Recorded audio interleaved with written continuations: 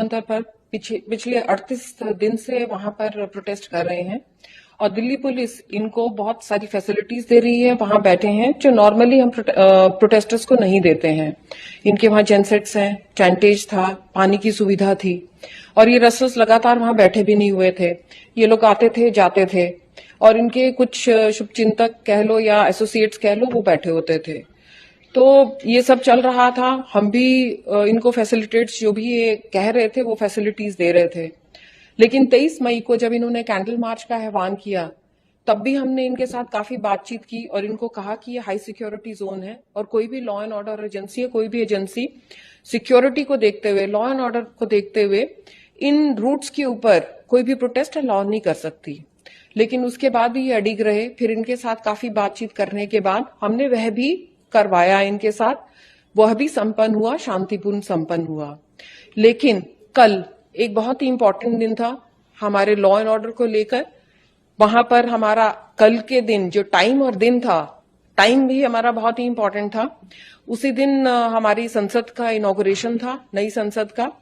तो किसी भी सिक्योरिटी को लेके, लॉ एंड ऑर्डर को लेके कोई भी एजेंसी इस तरह का प्रोटेस्ट अलाउ नहीं कर सकती। इनके साथ बातचीत हुई लेकिन इन्होंने कुछ भी सुनने से मना कर दिया।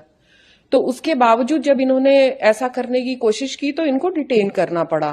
डिटेन करने के लिए भी इन्होंने बहुत रेजिस्ट किया, जिसके लिए हमारी महिला पुलिस फोर्स है, उन्होंने ही इनको डिटेन किया बहुत मुश्किल के साथ, क्योंकि ये एथलीट्स हैं और ये खुद नहीं डिटेन होना चाह रहे थे। वहां बिल्कुल इन्होंने वहां लेट केयर और काफी तमाशे किए हैं।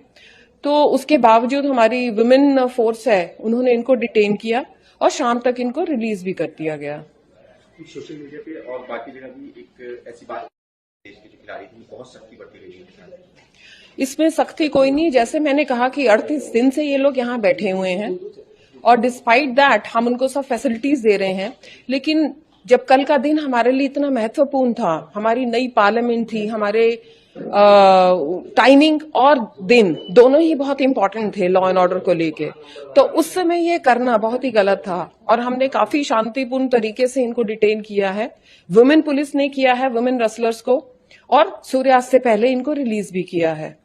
इनके खिलाफ कोई कार्रवाई की गई है अभी तक? कोई एफआईआर के बाद सामने आई इनके खिलाफ कोई?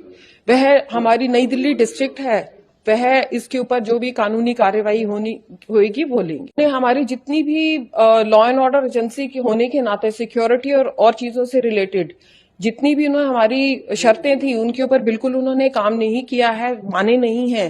तो इसलिए अगर वो कहते हैं कहीं और प्रोटेस्ट करने के लिए तो उनको परमिशन दी जा सकती है किसी और जगह के लिए, लेकिन जंतर मंतर